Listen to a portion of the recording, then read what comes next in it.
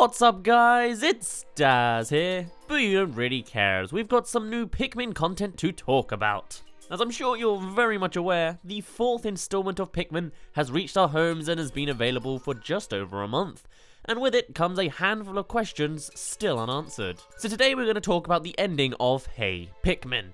Obviously, if you don't want to be spoiled, then I suggest you play the game yourself and come back later. Hopefully you won't take 5 weeks like I did.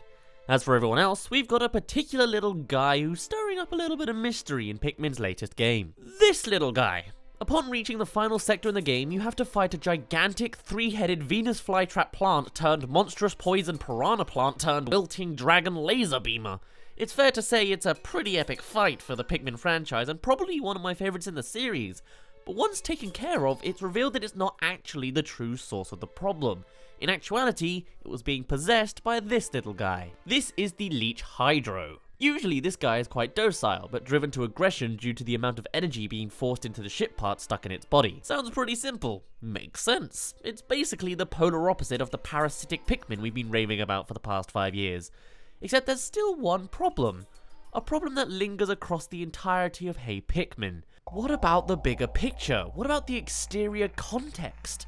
Throughout the Pikmin franchise, there's always been Olimar and there's always been a gelatinous blob, growing more powerful and aggressive between each game. So could it be that the entity of the Gulix, Water Wraith and Plasm Wraith have culminated into this guy too? Is this the mighty Umibozu again? No. Yes? Maybe. Here's the thing. The legend of the Umibozu tells us that the entity grows more powerful and aggressive as a captain escapes its clutches. And while this is clearly one of the most aggressive creatures in the Pikmin franchise so far, its natural state is to remain docile, its aggression specifically pinpointed to an external source. So maybe it's not the Umibozu. But what does this mean? Where is the true Umibozu? Surely it would be around somewhere seeking Olimar. The legend tells us that it must be, and it's clearly established within the franchise at this point. Well, here's another point.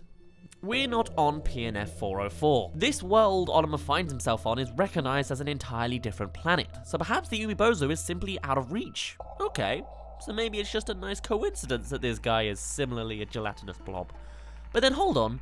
If we're on another planet, then what happened to the loose ends back on PNF 404? At the end of Pikmin 3, Olimar and the co-pirates leave the planet, but a falling object is seen to crash back to the planet, which is later confirmed in a log to have been Louis. Did Olimar just forget about him and leave? After all, at the start of the game, he's simply heading home in his own ship. Actually, where even are we in time? Has Louis been rescued now? Is this an alternative reality? Is this an alternative timeline? Honestly, these questions all go unanswered. Hey Pikmin is a spin-off game which hasn't tried to force itself into the mainline games. Maybe it does fit, maybe it doesn't. Perhaps it's all up to interpretation. Either way, I'm going to provide a handful of theories for these questions to potentially explain just how this game's story works. We most likely will never get closure of whether this is true, but it can be fun nonetheless. So let's go through things in chronological order with the game. Olimar is flying through space with the SS Dolphin 2 back home to Hogatate from a delivery. First, we can tell that this takes place after Pikmin 3 simply because of Olimar's possession of the SS Dolphin 2. Though assuming Pikmin 4 has us returning to save Louis, it's not clear whether this game takes place before or after, since Louis is not mentioned whatsoever. That being said, it is also legitimately possible that this game takes place in an entirely alternate universe away from the main games. After all, it is just a spin-off and may not want to intrude too much on the series. If this is the case, then maybe Louis was never even left behind. Perhaps he doesn't exist at all. Or he still was rescued, but the game still takes place somewhere else in this new timeline. Either way, things are unclear, but not too much is changed between possible answers. Why are the creatures so vastly different? Well, this planet is not the same as the previous game's planets. This could perhaps be a physical way for the game to take itself away from the mainline games, as it is literally an alternative planet rather than an alternative timeline, allowing them to experiment with the franchise in various ways, like changing the creature sizes and varieties, as well as environments and themes. After all, I'm not sure if everyone would be thrilled if Bulbulbs were permanently enlarged to this size from now on, or just magically went down again for the next games. And explaining that it all takes place on the same planet would be an awful hassle to imagine. That being said, is this Earth? Well, looking at the environment, it certainly has a lot of human influence. More so than PNF 404, actually. There's full-on streetlights and paths visible in the level select screens of each sector. This could mean a variety of things. Perhaps the human race fled PNF 404 years and years ago due to a nuclear fallout and came to this planet, where their influences were more recent and undisturbed. Or perhaps they simply travelled with growing technology here. Or perhaps this is supposed to simply be a similar design as PNF 404 so as to keep up the same sense of familiarity with the previous games without, again, intruding too much. Maybe it is literally just supposed to be Earth 2. But don't even get me started on where the humans came from. My personal theory is that they did actually end up travelling and eventually evolving down in size to eventually become the futuristic-ish civilization of the Hocketations and Gopayats. Or Olimar is literally a human in disguise with the amount of unexpected knowledge he seems to have about human concepts and terminology. Why does Olimar have a jetpack? Actually, this is never explained in any format, but perhaps deliveries require it sometimes? Whether it's a mechanic that will show up in Pikmin 4 is a fun thing to think about though. Where are the purples and whites? Well, apparently they're in the onion, or so everyone says. Does this mean there are purple and white onions? Logically, yes. Will we ever see them? Possibly no. If this is just an alternative planet or timeline, then it may simply be that this is a concept that doesn't cross over to the main games. Maybe PNF 404 simply doesn't have purple and white onions. Why weren't they used in the game? Maybe to keep things simple. Maybe they couldn't find a role for them. How would you truly integrate slow and strong Pikmin into a 2D platformer? Weight puzzles can be solved without extra heavy Pikmin, and extra heavy treasure would simply be a burden for the player. And the game is awfully slow-paced anyway, so I struggle to see how purples would fit in. The featuring of their colours may have simply been chosen as a little bit of fan service for us. Why are the creatures so big? Alternate planet, alternate creatures, alternate environment. We may never see the enlarged sizes again, but there is always the possibility that the new creatures may make an appearance in the main game. This is now proof that it is possible for them to exist in this universe anyway. I hope there's more new creatures in Pikmin 4. What about the Umibozu? Again, it could simply be out of reach, but let's go for a more interesting theory. What if the Hydro is the Umibozu?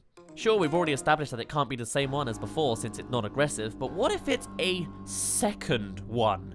When Olimar first came to PNF 404, he met the Gulix, which was admittedly not too terrible. As Olimar left it behind, only then did it grow more powerful and aggressive. What if this is the second case of that exact same thing? What if this little guy is simply another completely separate Umibozu infant? And with Olimar travelling away from the planet, the Hydro will grow to become attached to Olimar, or the Sparklium's power, and again act to regain that lost sense of power it once had. What if Olimar has awakened a second threat? Or here's another point of view. Let's stretch things further and say that the Hydro is the original Umibozu. For the entirety of Hey Pikmin, we're watching the events unfold from the perspective of Olimar. When he's passed out at the start, we don't see him unconscious. We don't see the ship trying to get a reaction out of him. When reading the logs, we hear everything from Olimar's point of view. Olimar is the one to tell us what the ship is thinking. The ship never talks to us directly. So what does that mean? Well, maybe Olimar is wrong. It's clear he's not an omni-intelligent being based just on some of the logs where he clearly misinterprets the treasure, but admittedly, the ship does the same thing. What Olimar tells us is exactly what he believes to be true. That doesn't mean what he says is true. Olimar states that the Hydro's aggression comes from the power of the Sparklium converter wedged within it, and this could logically be true. But what would make the original Umibozu aggressive? Well, surely Olimar's presence on the planet once more. And what just happened to arrive on the planet at the same time as the Sparklium converter? Captain Olimar himself. It might not be too much of a stretch to say that the ship part was a mere coincidence of his aggressive initiation. Olimar may have misread causality to correlation. The Hydro got aggressive at the same time as the ship part arrived, but may have actually been aggressive when Olimar arrived at the same time. So why do we see it hurry off? That could simply be down to how it is literally defeated. By this point, Olimar and the Pikmin have managed to take down the Berserk Leech Hydro. Yes, the plant is literally just called that, it doesn't have a separate name. Even in its final form. And the little guy is exactly that. Little. Maybe it's well aware that its battle is lost, and so flees to recover later on, letting Olimar go this time, but hopefully not next time. What would this mean for Olimar, if this is the original entity? Well, you've got a space-traveling obsessive enemy on your hands. Good luck. As for how it started out as a golden chicken wing into a small blobby fraction of itself, I honestly am not sure. It was a fun theory nonetheless, but maybe you can provide a good explanation of how it made this new form. Either way, at the end of the game, Olimar jumps back into his fully recovered ship and flies back to Hocketate, with the exact same dialogue wording as the intro. Nicely wrapping up the story in a nice cyclical manner. Or there are actually two different versions of the intro to Hey Pikmin. The English dialogue for each intro are slightly altered, one of which mentions Olimar snapping out of his daydream. And at the end, the same dialogue is used again. Now, I haven't been able to find video proof, But what if the snap out of it line is reused again at the end? My personal files and all those on YouTube at the moment omit this line, but I have heard it mentioned in a forum that this line is said at the end too. What if, in keeping with the entire game its own separate, non-intruding line of events, the entire thing was a giant daydream of Olimer's? A simple stream of consciousness of another adventure with the Pikmin Olimer pines for while back on his usual delivery job. What if this isn't just another planet or another timeline? What if it really just is a dream? Does it make the game any less important? No, but it would be a pretty simple way to create a fun and surprisingly challenging spin-off for us Pikmin fans who have been starved for so many years. You may not accept it as your own theory, but it's still a fun food for thought. And on that note, I'm going to end it off here. If you can find it in your heart, then please consider supporting me on Patreon. I'm only a small YouTuber and I'd still like to be afloat by the time Pikmin 4 gets announced. Or else, I can't make videos for the wait. Or you can join us for our weekly live streams and send a super chat my way. Whatever you choose, thank you for supporting me in any form, and sorry for having to beg for it. I'm a little under YouTube's boot right now. I'm literally fighting the harsh depths of YouTube's system for paychecks. Not getting enough views, not getting any money, and advertiser friendly apparently not being a thing even on my channel. Things aren't going too great. But anyway, my name's been Daz, you didn't really care, and I will see you in a bit.